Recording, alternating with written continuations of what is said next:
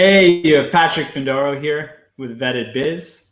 At Vetted Biz, we help you find, vet, and buy a franchise or business for sale across the United States. Right now, we have over 3,000 businesses for sale on our website. Of those, about 1,800 are franchises, and many of them outside the franchises, the independent businesses for sale are mostly in the state of Florida. Let us know where you're living, what state you'd like to have more business opportunities, and we'll definitely prioritize that. Today, I want to talk about 2021. Let's put 2020 behind. I mean, this has been the longest eight months of my life.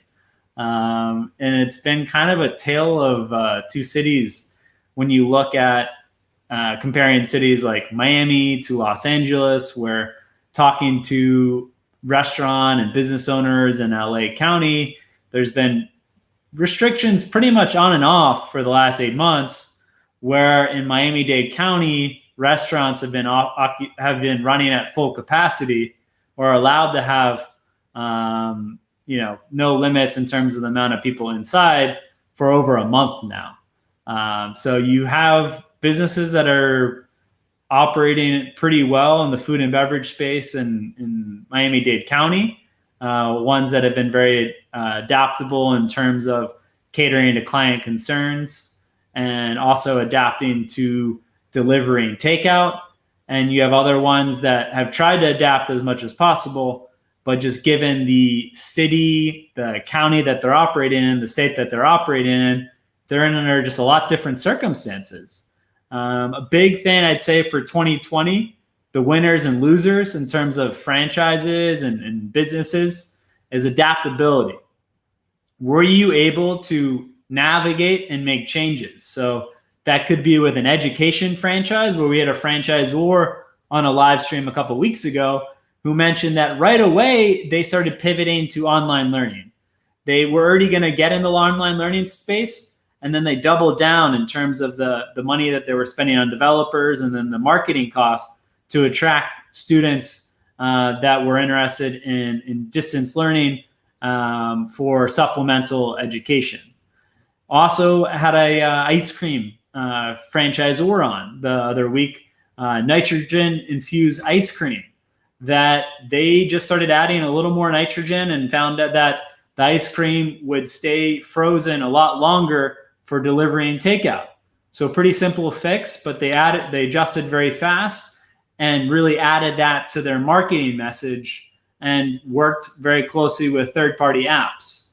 So you had some industries like health and beauty, food and beverage, education, that you had to adapt very fast, or you could have failed and gone bankrupt. And then other ones that it was more forgiving.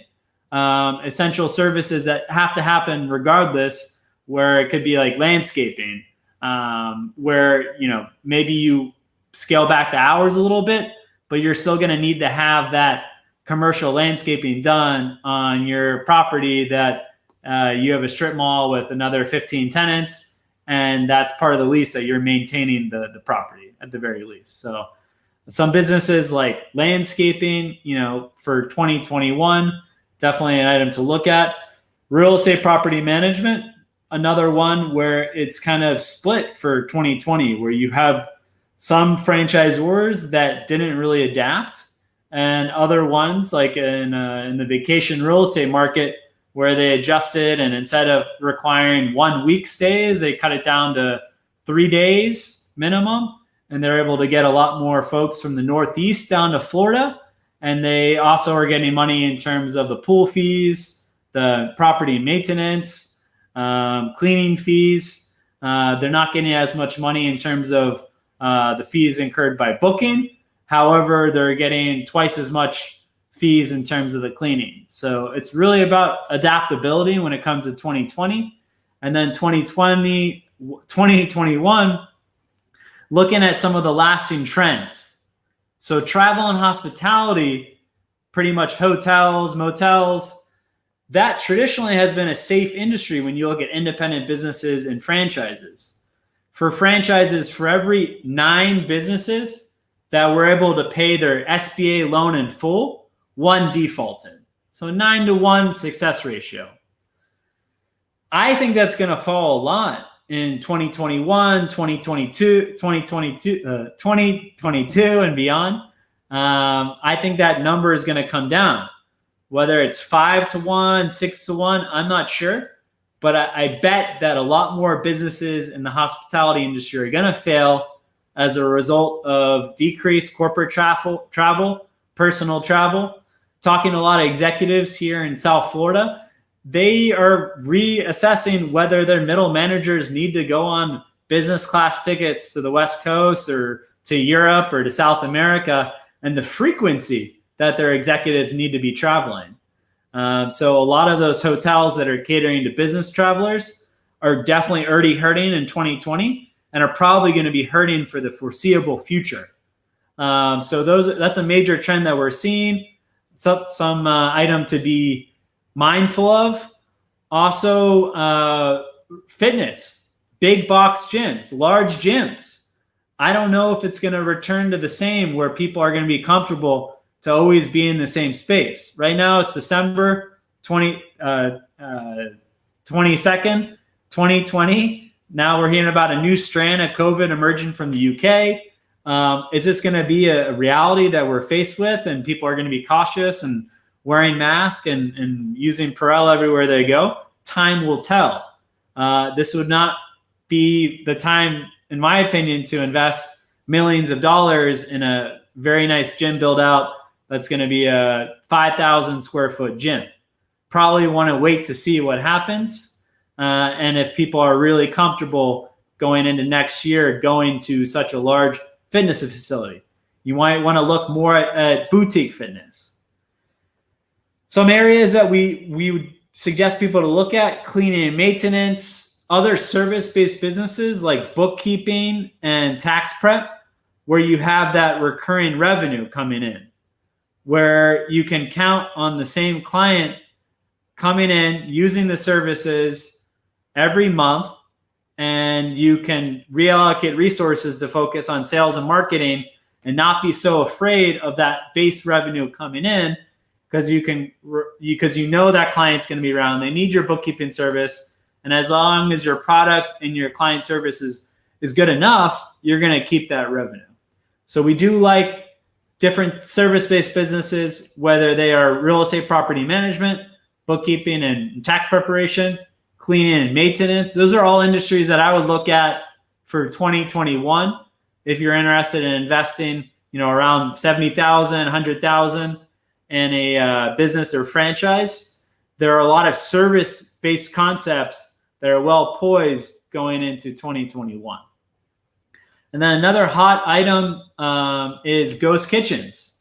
So this would be food and beverage businesses that are operating out of a common kitchen, where you might have 10 different restaurant concepts. And instead of investing 500,000, 700,000, building out permits, equipment, you can invest as little as $100,000. And all you do is delivery and takeout.